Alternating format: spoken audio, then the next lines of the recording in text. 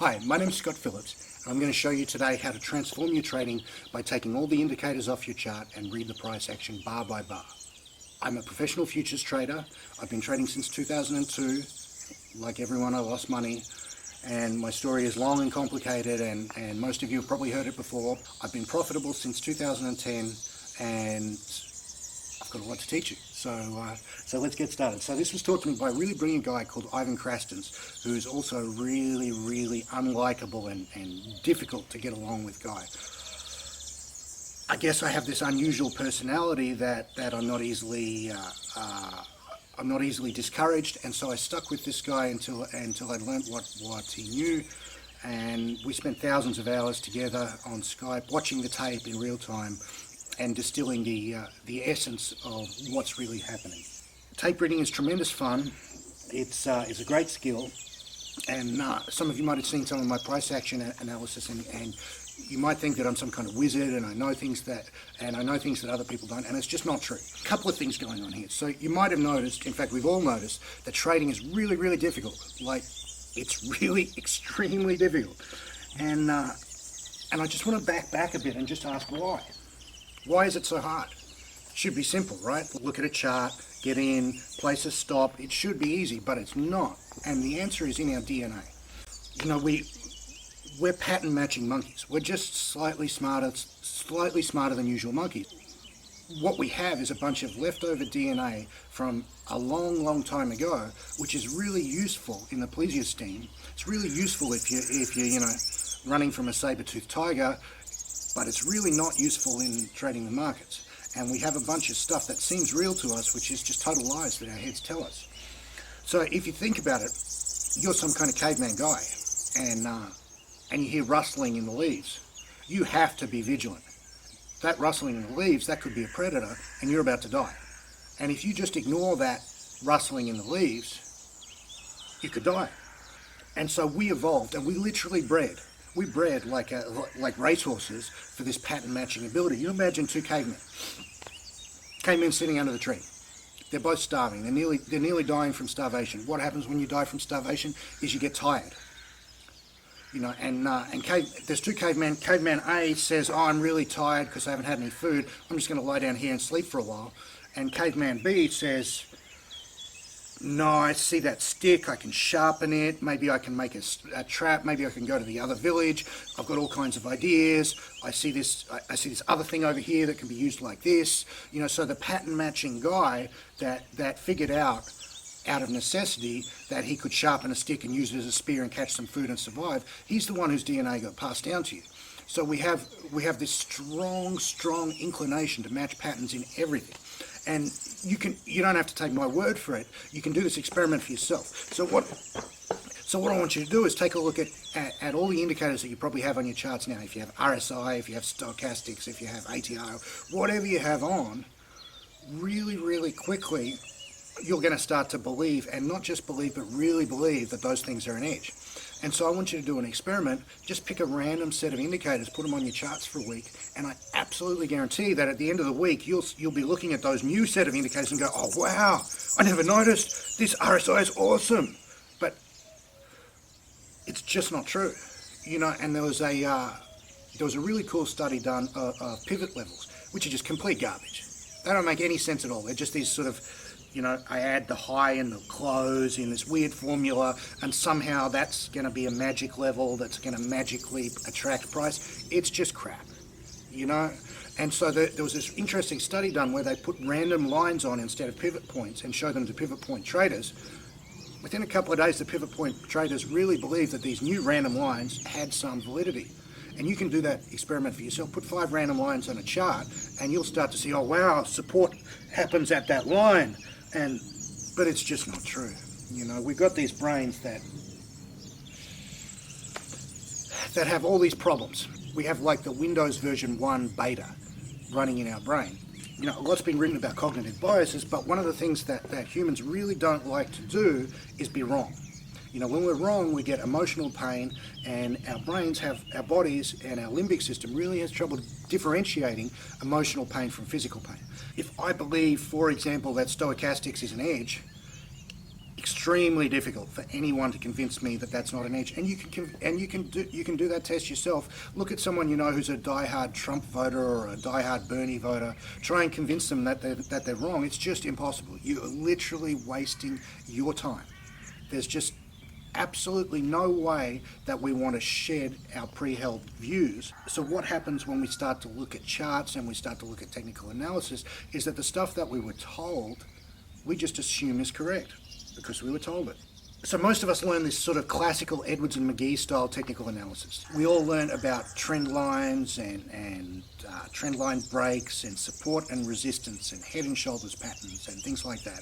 And so you might have noticed that if you believe that, say, for example, a head and shoulders pattern is a good way to short in an uptrend, and a lot of people do, I'm willing to bet that almost none of us have done a proper statistical analysis of whether that really is an edge. Now, you might want to ask yourself why an intelligent person would go and bet thousands and thousands of dollars without actually testing whether or not it's an edge, and the answer is simple. It's because we don't like to be wrong. So we avoid the chance that we are wrong just by not testing it. And so we believe all these things that, some of classical technical analysis is true, some of it's not.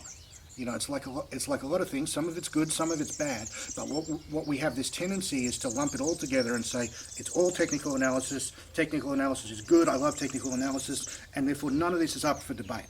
But what I'd like you to do is start acting like adults and not like children, and start to test everything that you're going to actually bet real money on. Because if you don't do that, you're going to lose money. It's just absolute logical fact that if you're going to bet real money in the stock market on any sort of indicator, you should test that indicator. If that's classical technical analysis, if that's an RSI, if that's a stochastic, if that's some sort of custom indicator, if you haven't actually sat down and taken the time to test it, you really need to stop and ask yourself why, right now, why? Why am I being so stupid? Why have I been so stupid for a number of years? And if you ask any other trader, you get this consistent answer from people that are living in this denial fantasy world. I've used it for 20 years and I know it's an edge. I've seen it thousands of times and I know it's an edge. But our brains lie to us. We have as human beings, we have an extremely poor ability to judge statistics.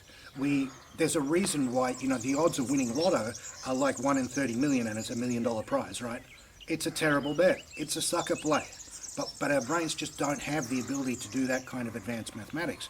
In fact, we don't have the ability to do any kind of mathematic ability on the fly. And in fact, our inability to calculate odds in real time is a serious impediment to making money in the markets.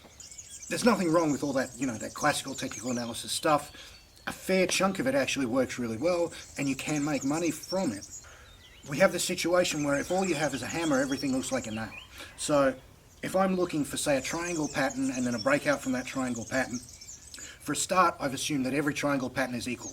An upside breakout is equal to a downside breakout, that a triangle in a bull market is equal to a triangle in a sideways market, that a whole bunch of assumptions which are really, really crippling my ability to make proper decisions and intelligent decisions.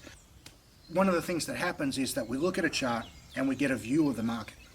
So I look at the market and, we've all done it before. You've looked at the S&P 500 and you've gone, wow, it's gone up so fast, it's been going up for years, surely it's close to a top.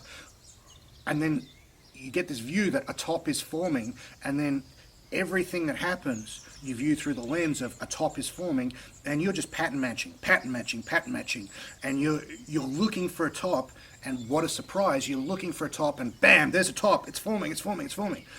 But it's just not true. And then the top forms and then doesn't form and stops you out, and you go, oh, it's not fair. It's really not fair. You get these feelings of, technical analysis, it used to work, it's not my fault, it's Janet Yellen's fault. That's loser thinking, buddy. If that's the way you're thinking, that's loser thinking. You need to change that. You need to change it today. Stop thinking like a loser and start thinking like an adult. What happens once we get a view of the market is that this confirmation bias that we have kicks in. It's emotionally painful to revise our views, and our brain is just completely incapable of noticing the difference between physical pain and emotional pain. I'm a martial artist and I quite like physical pain. It doesn't bother me in the slightest. I'll smash myself in the face right now, but, that just literally doesn't bother me. But if I think you don't like me, it hits me in a spot that like wounds me. It like really wounds me, emotional pain. It hurts. It hurts. And so a lot of us, we go through the markets trading and trading, really trying to avoid emotional pain. And so this manifests in a bunch of different ways. So it can manifest by us not keeping proper trading records because we don't want to face the results of our bad trading. And we can be like that gambler who just throws away the losing tickets and then tells everyone, I'm a good gambler, look, I've got this one winner. That's retarded. I've done that, you've done that. It's just retarded. That's got to go. The other thing we can do, which is really, really common, is that if we take a particular view of the market, we don't want to hear opposing views. Those opposing views become offensive to us. So we start shopping around the internet for places where other losers hang out. And there's a couple of great places for trading losers. You want to see losers, like breathtaking trading losers, go read the comments section at zerohedge.com. They view everything through a bearish lens, and they've been wrong. And no one at Zero Hedge even notices that you might have been wrong, 1,000 consecutive days. Actually, they're probably up to 2,000 consecutive days they've been wrong. And still no one notices that there's something wrong with that thinking. To my eternal shame, in 2008 and 2009, I subscribed to Robert Prechter's newsletters, the Elliott Wave guy. Spent like $1,000 on his trainings and newsletters, and every day he would say the market's topping. Every day the market's about to top. In 2011 he told all his subscribers to go double leverage short with no stop because he was so certain that the Dow was going to drop 90% of its value, and he just never noticed that he was completely... How could you be so stupid, Robert Prechter? How could you be so irresponsible? And how could I be so irresponsible as to believe that garbage? I want to punch that guy. But when I want to punch that guy, I want to punch myself for believing such a children's fairy tale. And what I needed to do to become profitable was grow up. Like, I just needed to grow up and stop believing in fairy tales. Start believing in statistics, like an adult. All these classical TA patterns and a lot of indicators, they come from an age before there was computer backtesting. And so we're all told that we should accept them because they're in this old book. But who wrote the book? Did he ever make any money from the markets? Like, how many millions did the Edwards and McGee guys make out of the markets? How many millions did Robert Prechter make out of the markets? How many millions did the Zero Hedge guys make out of the markets? I can tell you now, they've made a sum total of $0. They suck. They suck at trading. And the insanity of our brains is that we idolize and revere and copy people who suck at trading. Just think about that for a minute. Like, just think about how retarded you have to be, how retarded I was, to go and replicate people who've lost money in the markets to try and make money in the markets. There's a trader I really admire. His name's Vic Niederhofer. He was a hedge fund manager of the year. He was, George Soros's squash partner and tennis partner, and he was a big swinging dick in the hedge fund world before he blew up. And then he made it all back and then blew it up again, and he made it all back and blew it up again. But anyway, this guy's brilliant. And so he did a bunch of proper, authentic statistical analysis on almost every indicator there was, and almost every technical analysis pattern there was. Couldn't find a thing. So we're all just fooled by randomness. It's randomness, and we look at it and we want to see a pattern. We want to see a predator rustling in the bushes. We're just hyper vigilant for patterns, and it's the cause of our undoing. And to a large extent, if I notice the commonality between guys who make money in the markets, they have developed or put rules in place to stop themselves being fooled by this retarded thinking, which we're all inclined to do. My opinion, my real opinion, is that only about 20% of technical analysis has any real statistical validity. And my other opinion is that you have absolutely no business at all using any sort of technical analysis without doing a rigorous statistical analysis of what you're doing. And that includes my stuff. If I teach you some method here, don't believe me. Who am I? I'm some ex-con. I was in jail 10 years ago. Who am I? You want to see the proof. Have I made money from markets? You want to do your own analysis on my patterns and setups. You want to do your own backtests. You don't want to trust my backtests. I could be lying. You know, what's to stop me just making stuff up? You know, you want to do your own work and you want to know for sure. And when you've done your work and when you know for sure, what it does is it removes probably 75% of these problems that we call trading psychology problems. Most trading psychology problems aren't trading psychology problems. They're just problems with your method. What I want to teach you to do in this series of videos is to take the indicators off your charts. And the reason for doing that is that, like the training wheels off a bicycle, you can ride better without the training wheels. Like the training wheels are necessary at the start, but there comes a point where the training wheels have to go.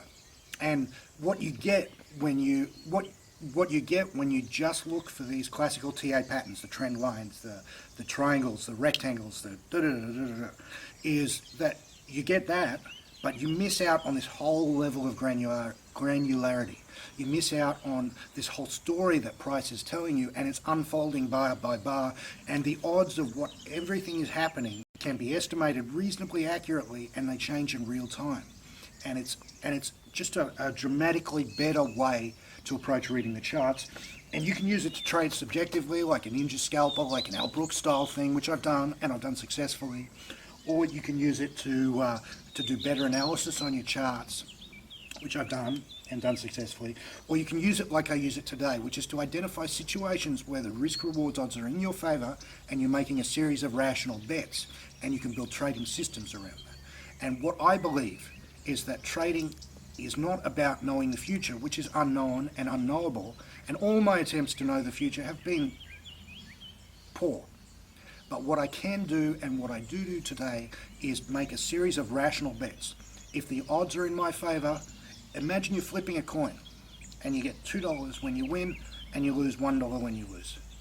If I lose 10 flips in a row, I'm just going to keep flipping because the odds are in my favor. And that's what I do, and that's what I want to show you how to do. So I hope you enjoy the videos.